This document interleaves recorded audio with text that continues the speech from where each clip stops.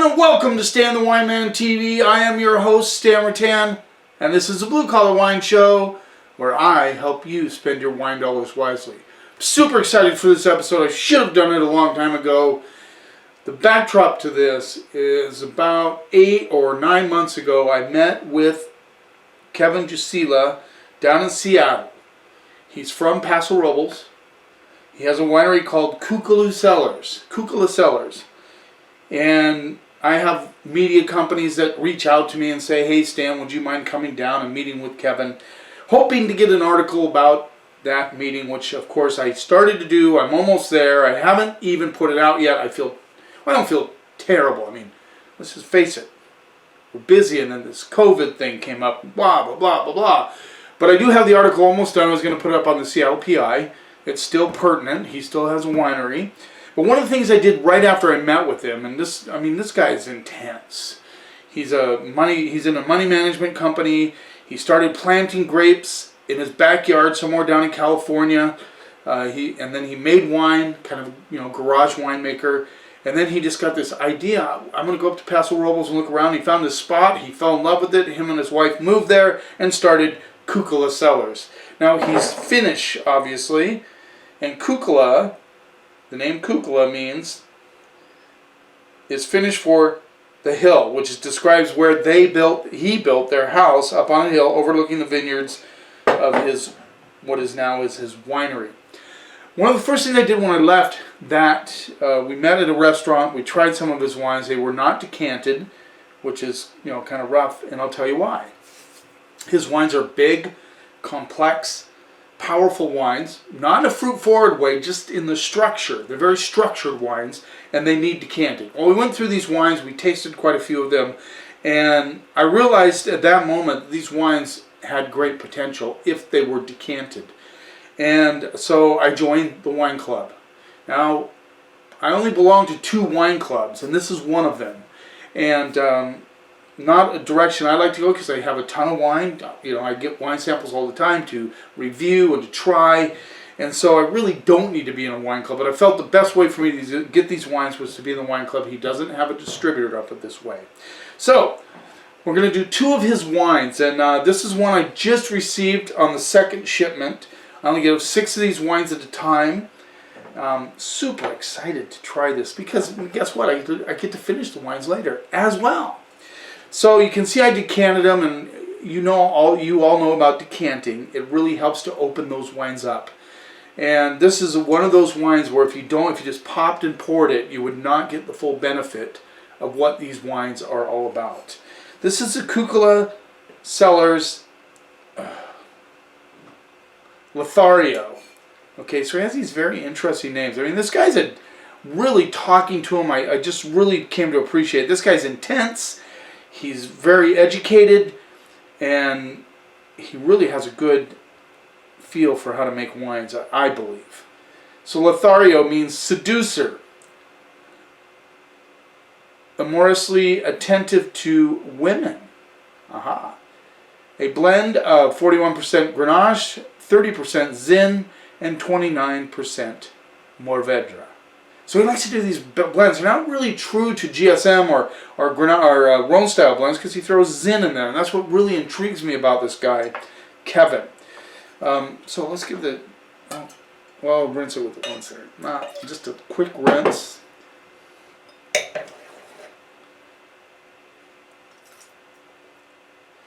His wines are really, really food friendly as well. This rolls in at $40. Kukkula Cellars Lothario. Oh, he does. I don't know if you can put Cellars on there. Yeah, Kukkula Cellars. I believe that's KukkulaWine.com. We'll put the link up for you so you can go check them out. But anyway, so you heard the blend. It is a Grenache Zin Mourvedre.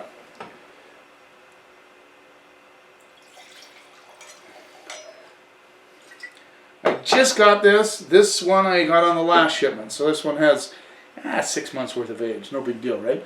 This one has a real interesting, a little bit of a brown edge to it. It's not very old. Did I give you the vintage on this? 2016. So he holds these back a bit, obviously. 2016. A little bit of brown. It's darker colored. Yeah, kind of a reddish brown, but I don't think the brown hue is a flaw. No doubt, I'm pretty sure of that. Let's see what we get on the nose. Really, right off the bat, I get a lot of raspberry. Raspberries with underlying plum and a little bit of that brambleberry thing coming through. And a tiny hit of strawberry. See what we get on the palate.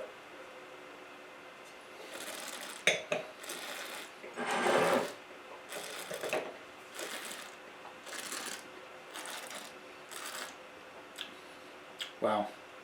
Tobacco, strawberry, raspberry, intense. I mean, even a little bit of earth coming through. Yeah, a lot of earth. So very, it has zin in it, but it's very old world in style. I think Kevin really does like old world style wines, and he does a nice job here. And this has been decanting for close to 3 hours.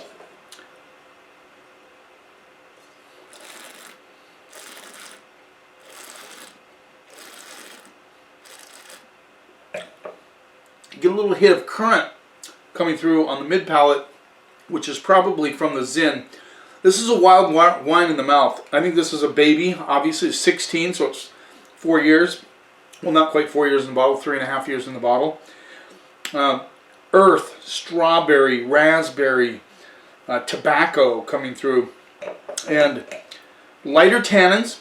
This is not a heavy tannin wine.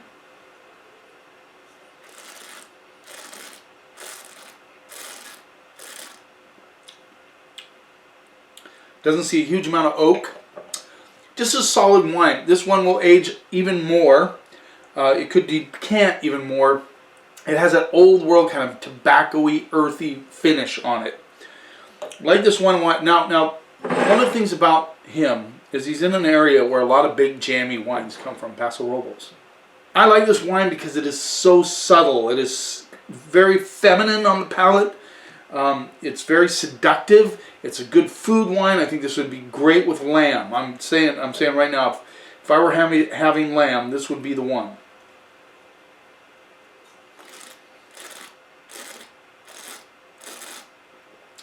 It's a thinking man's wine. I mean, a woman, whatever. When you drink this, you really have to think about what you're getting out of it. I'm going to go straight up B+, A- on that wine. I like it a lot. I bet you when I open the next bottle 3 or 4 months from now, it'll be even better. Let's move on. This is the 2000 and where are you? 2016 again. Kukkula Wines Pas de Deux, which we'll go to the back. Once again, he puts quite a bit. Pas de Deux. Pas de Deux. That's how he says it. He even gives you the phonetic proper way to say it. Pas de Deux. French for dance for two. A close relationship between two people or things. A blend of 60% Grenache, 40% Syrah. So this is a true Rhone style blend. No zin in this one. I'm telling you what. I'm going to go straight up A- on that. I think B+ is not fair. I'm still tasting it. It's still in my mouth. It's still there. To have that wine so feminine, so light on the palate, but yet so powerful at the same time, it's pretty cool.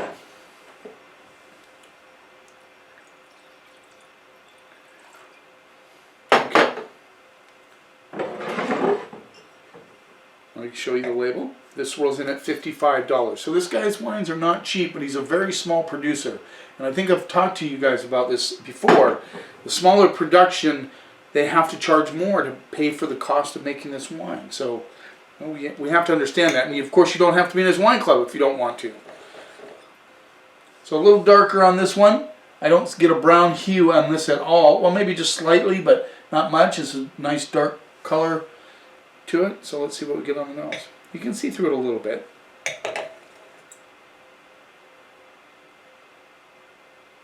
I can smell the peppery element on this one with the strawberries.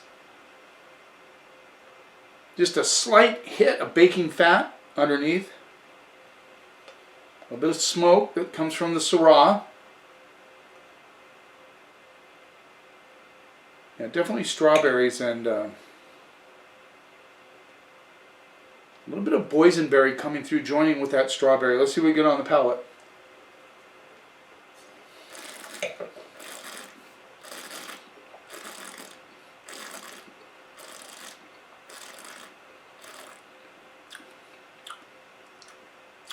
Once again, really fresh, really light, but powerful at the same time.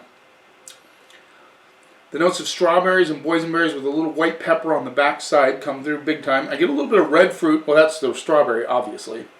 But almost like a raspberry component coming through as well.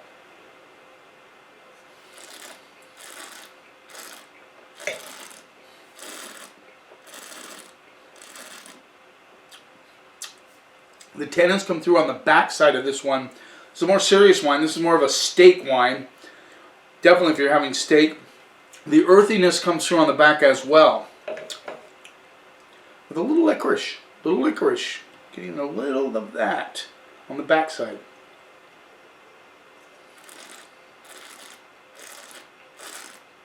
Yeah, the raspberry really pops on the mid palate. So you get the strawberry, raspberry, a little bit of boysenberry, earth, smoke, white pepper, a lot of stuff going on with this wine.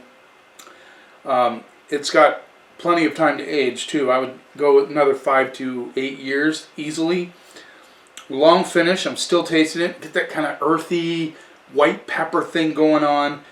Even a little plum action on the backside of this wine. Once again, these are not wines for everyone. This is not, he's not trying to build crowd-pleasing, fruit-forward fruit bombs from Paso Robles. The fact that he can do this in that area is amazing. He gets a little bit more rainfall. He dry farms. He tries to dry farm. Of course, he can't. There has been times where he has had to irrigate a little bit, but he tries to dry farm. He struggled with some disease there and everything, but I mean, some excellent wines. Very much for the old world palate. I'm going to go straight up A- on that as well. Thanks for taking a little time out of your day. I'll put the link up to this winery if you're interested at all at buying some of his wines and trying them. I would encourage it. I mean, just because they are so well made and well thought out and very interesting. They're a thinking person's wine from the New World. Don't forget to subscribe to my channel. Subscribe. I always have trouble with that transition. Don't forget to subscribe to my channel. Tell your friends about this. I hope you're enjoying these episodes. You keep watching, and I'll keep helping you spend your wine dollars wisely.